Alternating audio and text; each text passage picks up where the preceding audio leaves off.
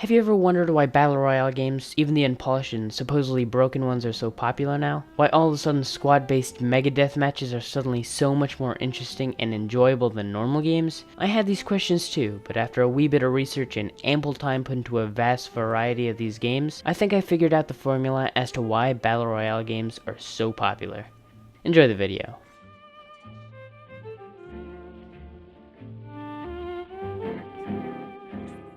Now, in my opinion, variety is the primary driver as to why us as gamers keep coming back to play the same game. Maybe not as much in linear story games like The Last of Us or God of War, but in games like Red Dead Redemption 2 or The Witcher 3. These games are always great to come back to while playing in a different fashion, like being at a different honor level in Red Dead, or focusing on leveling a different specific skill set in Witcher. Notice how in all of my examples I only talked about single player games, and that's for the fact that the majority of multiplayer games base their variety entirely on playing against different match-made opponents every time. You yourself don't engage in a different playstyle in COD or Overwatch usually, and the game itself doesn't change much either. After a decent amount of gameplay, things get typical and less interesting, which weakens greatly the lifespan of the multiplayer experience. And here's where Battle Royale games come in. There are two primary ways where these games try to mix up gameplay to make the experience as fresh as possible for as long as possible. The first is the map, and I suppose you could say the landing system too. Every single time you enter a match, whatever vehicle or transportation you're on gets spawned in a random location to be flown across the map. From that instant, you have to make up a new plan on where you wish to land and begin your journey, because where you wish to land previously may be too far or too populated based on the spawn of the vehicle. This adds a whole new layer of variety that no multiplayer game can compete with right off the bat, seeing as the majority of them have you spawned in a predetermined location.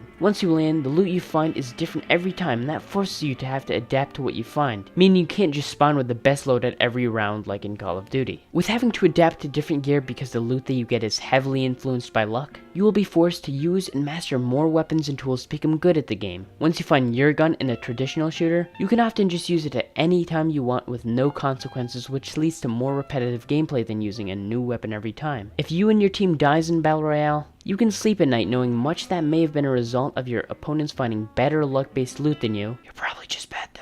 And can easily requeue without getting frustrated at your own ability like what often happens in Counter-Strike or Team Fortress 2. With all the different armor or shield levels that enemies have on top of their differing weapons, every engagement you have is distinct, especially when you're playing alongside a party of other people who also have picked up weapons that they aren't used to, making each match insanely varied compared to most games.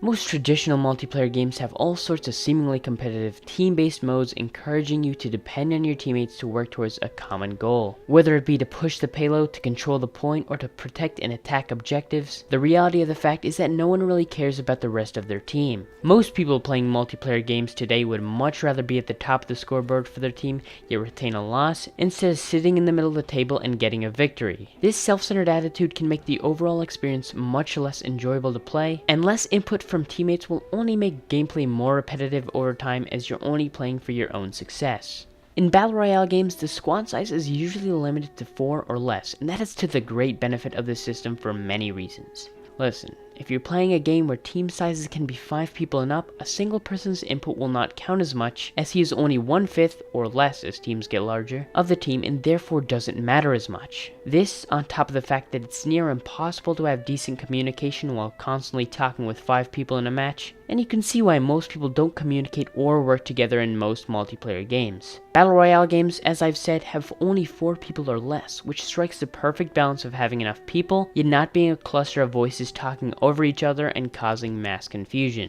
And think about it, do you have more fun playing alone or with friends? 99% of the time it's with friends, which is also the reason forced co-op games often turn out successful, just because if you're playing with friends, you're probably gonna have a pretty good time.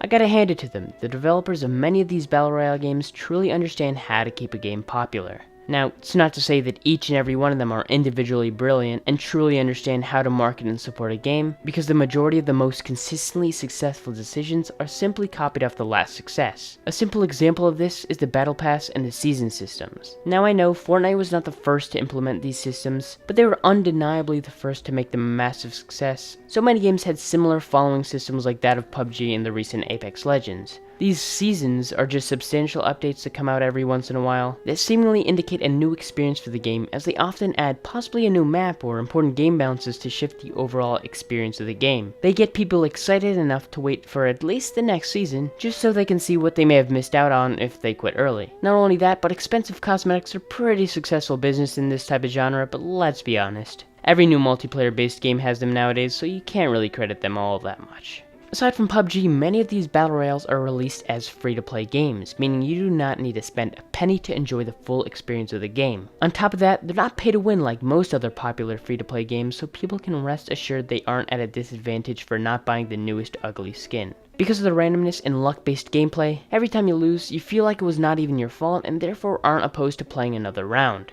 This perfectly complements the free-to-play system because people can get sucked into the game from the first day they play it, free of charge, with virtually no feeling of actually being bad at the game, paving the way for them to invite a few friends to the game to all enjoy months worth of enjoyment from just another Battle Royale game. And yeah, that's pretty much how it all goes down. Thanks for watching. Anyway, thank you all so much for watching until the end. The support recently has been legitimately amazing, and I cannot wait for the future on this channel. Like if you found this video informative, or just enjoyed it, it all helps. If you have any suggestions or want to say anything, don't hesitate to leave a comment, I reply to all of them. And yeah, recently we've been growing incredibly quickly, and if you want to join the hype train to 100k, don't forget to smash that subscribe button. See you later, guys. Peace.